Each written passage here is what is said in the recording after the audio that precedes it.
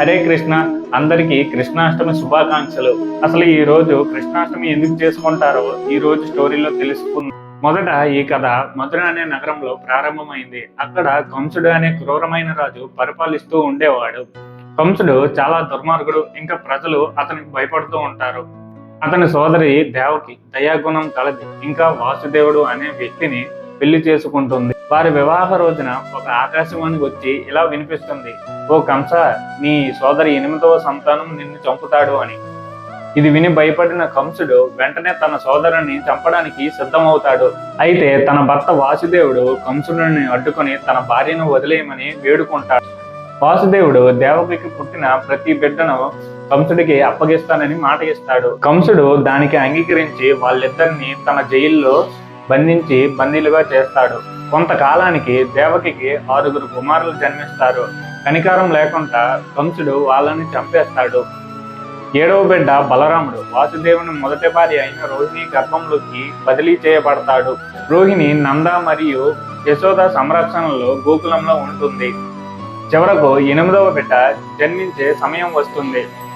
ఆ రోజు రాత్రి దట్టమైన చీకటి మరియు వర్షంతో కూడిన సమయంలో భగవాన్ విష్ణువు వాళ్ళ ముందు ప్రత్యక్షమై కంసుని చంపడానికి నేను మీ కుమారుడిగా జన్మిస్తున్నానని చెప్తాడు. వాసుదేవుడితో శ్రీ విష్ణువు ఆ బిడ్డను యమునా నది దాటి గోకులంలో నంద మరియు యశోదల పుత్రికతో మార్పిడి చేయమని ఆదేశిస్తాడు. విష్ణుమూర్తి దేవకి 8వ సంతానంలో శ్రీకృష్ణుడిలా జన్మిస్తాడు.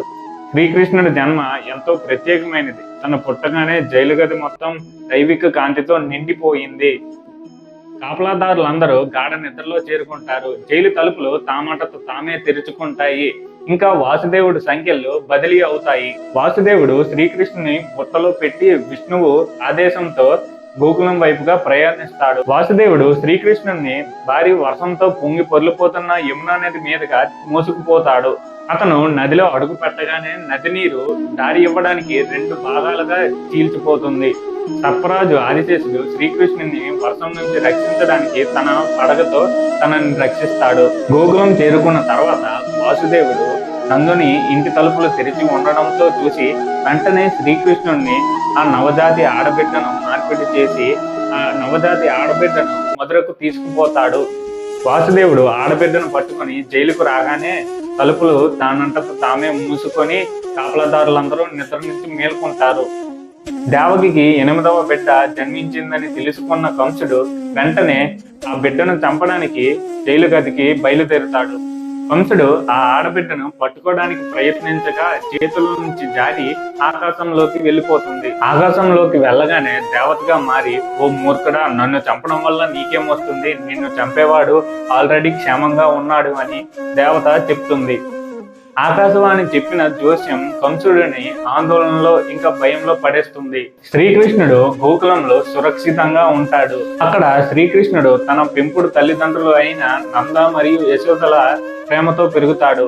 చివరికి శ్రీకృష్ణుడు కంసుడిని చంపి ధర్మాన్ని పునఃప్రారంభించడానికి మధురకు తిరిగి వస్తాడు.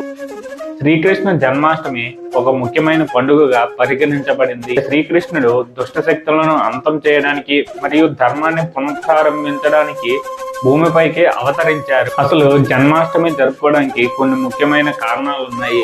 అవి ఏంటంటే, మొదటిగా కంసుడి అరాచకాల నుండి ప్రజలను రక్షించడానికి శ్రీకృష్ణుడు జన్మించాడు. తన విజయం చెడుపై మంచి సాధించిన విజయానికి సంకేతం. అంతేకాకుండా కృష్ణుడు తన బాల్యంలోనే ఎంతో మంది రాక్షసులను సంహరించి ప్రజలను, ముఖ్యంగా గోపాలులను రక్షించాడు. ఇది దైవశక్తి ప్రజలకు ఎప్పుడు తోడుగా ఉంటుందని తెలియజేస్తుంది.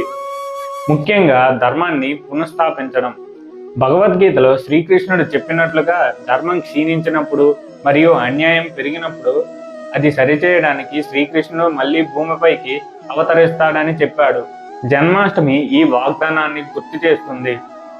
దాంతో పాటుగా శ్రీకృష్ణుడి జీవితం ప్రేమ, అల్లరి మరియు దైవిక భక్తి కలిగి ఉంటుంది. ఆయన రాధతో మరియు గోపికలతో చేసిన లీలలు దేవుని పట్ల ఉన్న ప్రేమను తెలియజేస్తాయి. ఈ పండుగ భక్తులకు శ్రీకృష్ణుని పట్ల ప్రేమ మరియు భక్తిని చూపించడానికి ఒక అవకాశం. జన్మాష్టమి అనేది సమాజంలో ఐకమత్యాన్ని పెంపొందించే పండుగ. జన్మాష్టమి అనేది శ్రీకృష్ణుడి జననాన్ని పండుగగా చేసుకునేది మాత్రమే కాదు, ఇది ధర్మం, ప్రేమ మరియు విజయాన్ని ప్రతిబింబించే ఒక ఉత్సవం.